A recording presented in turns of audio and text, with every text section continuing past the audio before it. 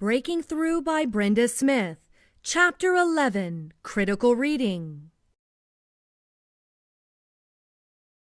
Fallacies and propaganda. So we just went over two, which was bandwagon and testimonial. Here are some more that are super popular, including those. Testimonials, bandwagon, transfer, straw person, misleading analogy, and circular reasoning. These are all called fallacies, and they're under the umbrella of propaganda, which is a technique to persuade you. We'll be going into examples with all of these in the following slides.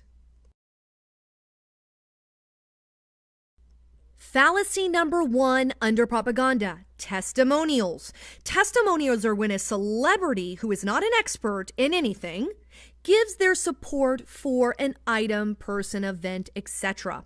And we believe it because we like the celebrity. For an example, celebrities appear in television advertisements endorsing milk, wearing milk mustache. Now, what do they know about milk? Nothing. Do they even drink milk? Who knows? But we want to drink milk because we think they drink milk. So we are being persuaded by a testimonial of a celebrity. Whether or not it's truly factual in supporting, well, we don't care. But we have to recognize we're being persuaded by a celebrity, not by true facts of the advertisement. Fallacy number 2 under propaganda, bandwagon. You will be left out if you do not join the crowd. Jump on the bandwagon. Everybody's doing it. This goes back to great peer pressure in high school and sometimes college, where you feel like everybody's doing it. I got to do it too. That's the bandwagon technique. An example, all the voters in the district support Hinson for senator. All? I mean, really? Is that possible? Of course not. But we feel like, oh my gosh, I don't want to be left out. I want to vote. I want to vote for a winner. I'm going to vote for Hinson too. Is it truly accurate? Is it truly a factual statement? All of the voters support Hinson? No, of course not. That's why it's a fallacy. That's why it's a persuasion propaganda technique. So we have to be careful not to fall for the everybody's doing it bandwagon technique. Fallacy number 3 under propaganda, transfer. Transfer is when a famous person is associated with an argument, therefore making the argument stronger. Now, we don't know if the famous person truly supports the argument. We're just throwing it out there to see who we can get to believe. For example, George Washington indicated in a quote that he would have agreed with us on this issue. Now, George Washington is no longer with us. He has passed. How do we know if George Washington would truly back us on a particular issue today in the 2000s? Well, we don't know. We're obviously transferring the idea of his quote into real everyday today life. Does it transfer? I don't know. Maybe, maybe not. But we're going to try to persuade you that it does. So it is a fallacy to put one face or name with a current issue because we simply don't know if they would back it up unless they were standing right here and tell us, I am backing it or I'm not backing it. But it certainly does sound good and it sounds persuasive, and we want to believe it. So that is a fallacy and a propaganda technique of transfer.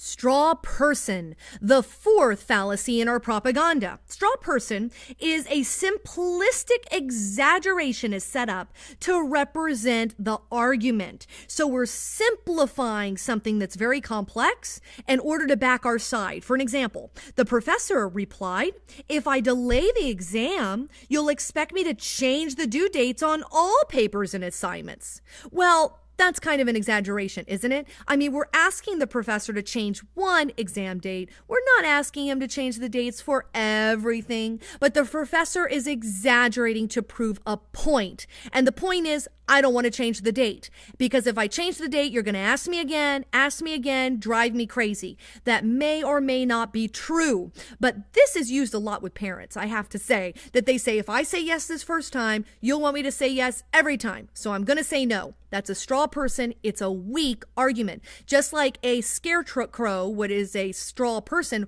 blows away in the wind, so does a straw person for an argument that is weak or exaggerated. The fifth in our propaganda sequence of fallacies is misleading analogy. That's when you mislead your audience with an analogy that's not correct. Two things are compared as similar that are actually distinctly different. So therefore you are throwing your audience. An example, studying is like taking a shower. Most of the material goes down the drain. Now, obviously, this person is not pro studying. In fact, the person sounds like they're pretty bitter about studying altogether, because they're saying that just like studying, most of what you learn goes in and out of your brain. I mean, that's not true. But also, it's kind of unprovable anyways. I mean, how are you going to prove whether information goes in and out of your brain like water down a drain? It is not an accurate analogy. It's emotional and it throws you. And if you agree, you're like, it sounds good, I believe it.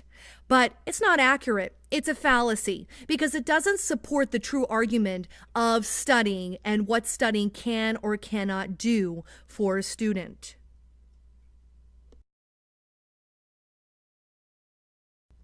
Our sixth and final fallacy under propaganda is circular reasoning. That's when another person goes around and around to confuse you. The conclusion is supported by restating it again and again, but not adding anything additional that will really support the argument. For example, papers must be turned in on time because papers cannot be turned in late.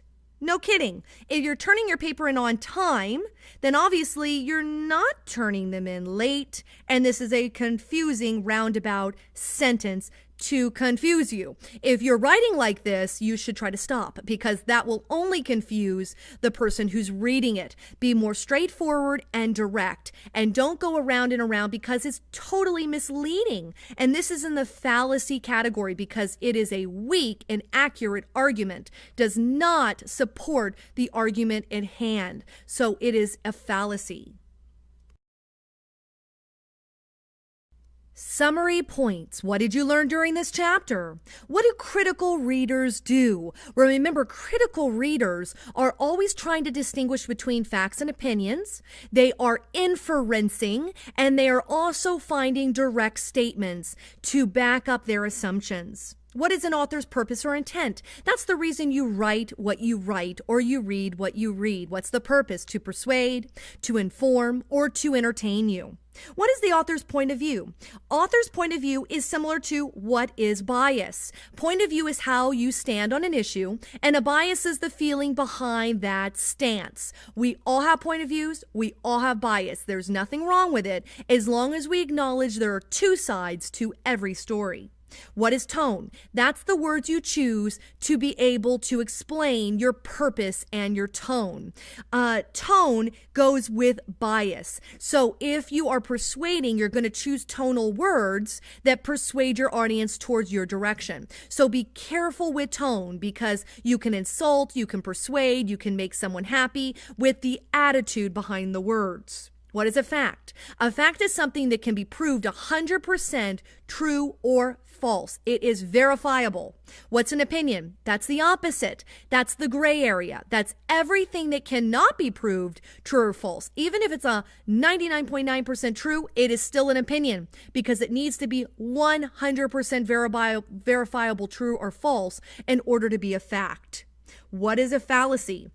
A fallacy is something that is proven not to be true at the end of the day and does not support your argument. That's under the umbrella of propaganda. Propaganda is the technique to persuade, and there are different fallacies underneath propaganda that will try to convince you to believe something, but at the end of the day, it's not true. It's not valid. It doesn't back up the argument at hand. So we have to be careful not to fall prey way to these propaganda techniques and know what is a fallacy and what is a not before we make an educated decision. Visit the companion website for Breaking Through by Brenda Smith. Go to www.ablongman.com/Smith and click on More Activities and Assignments to further review this information.